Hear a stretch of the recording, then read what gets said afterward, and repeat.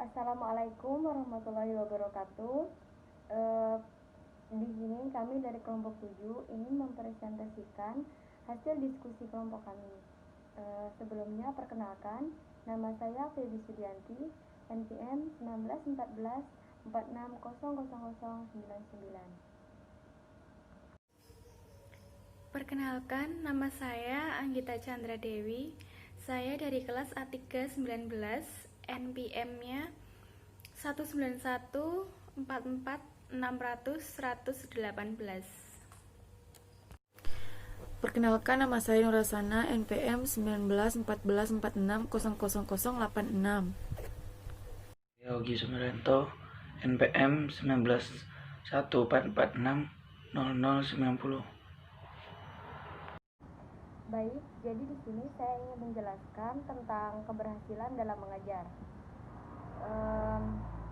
Pengertian keberhasilan dalam mengajar. Keberhasilan adalah kemampuan untuk melewati dan mengatasi dari suatu kegagalan ke kegagalan berikutnya tanpa kehilangan semangat. Keberhasilan juga berarti kebebasan. Kebebasan dari rasa takut, rasa cemas, atau rasa frustasi dari kegagalan. Dan keberhasilan itu bisa diartikan juga sebagai penghargaan diri. Selanjutnya, faktor yang mempengaruhi keberhasilan. Jadi, setiap keberhasilan dalam mengajar itu mempunyai faktor yang mempengaruhi keberhasilan. Jika ada guru yang mengatakan bahwa dia tidak ingin berhasil dalam mengajar, adalah ungkapan seseorang guru yang sudah putus asa, namun dan jauh dari kepribadian seorang guru. Mustahil setiap guru tidak ingin berhasil dalam mengajar. Namun terkadang keberhasilan yang dicita-citakan tetapi kegagalan yang ditemui disebabkan oleh beberapa faktor sebagai penghambatnya.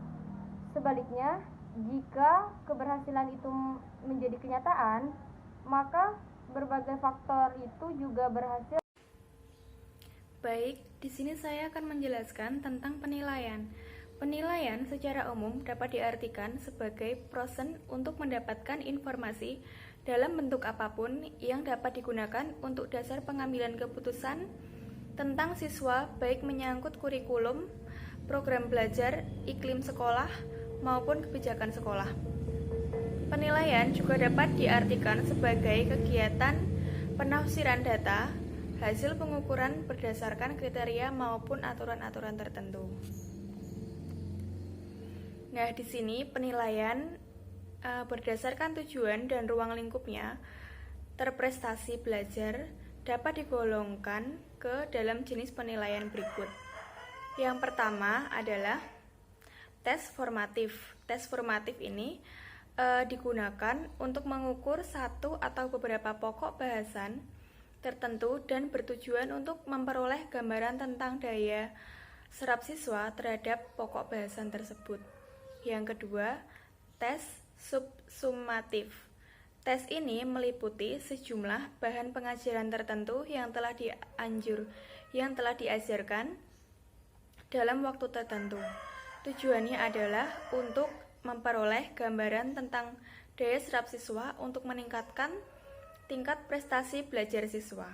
Lalu yang ketiga, tes sumatif.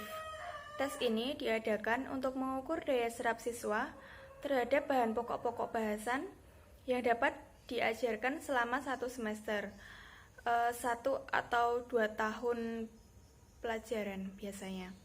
Tujuannya adalah untuk menetapkan tingkat atau taraf keberhasilan belajar siswa dalam bentuk periode belajar tertentu. Nah, sekarang saya akan menjelaskan tentang tingkat keberhasilan. Biasanya, masalah yang dihadapi adalah sampai di tingkat mana prestasi atau hasil tersebut belajar yang telah dicapai. Sehubung dengan hal ini, keberhasilan proses mengajar itu dibagi atas beberapa tingkatan atau taraf. Tingkatan keberhasilan tersebut adalah Yang pertama, istimewa atau yang sering disebut dengan nilai maksimal.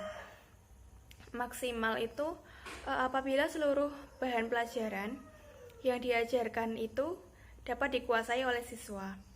Yang kedua, baik sekali atau optimal. Optimal ini apabila sebagian besar, biasanya 76% sampai dengan 99%, bahan pelajaran yang diajarkan dapat dikuasai oleh siswa. Lalu yang ketiga, baik atau minimal. Apabila bahan pelajaran yang diajarkan itu hanya 60% sampai 75% saja yang dikuasai oleh siswa tersebut. Jadi biasanya lebih dari separuh, tetapi hanya 60 sampai 75%, itu belum maksimal. Lalu yang keempat adalah kurang.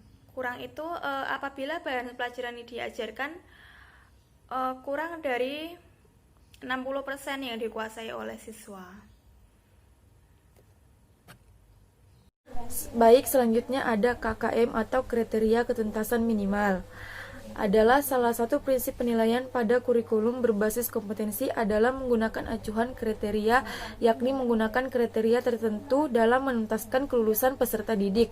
Kriteria paling rendah untuk menyatakan peserta didik mencapai ketuntasan dinamakan kriteria ketuntasan minimal atau disebut dengan KKM.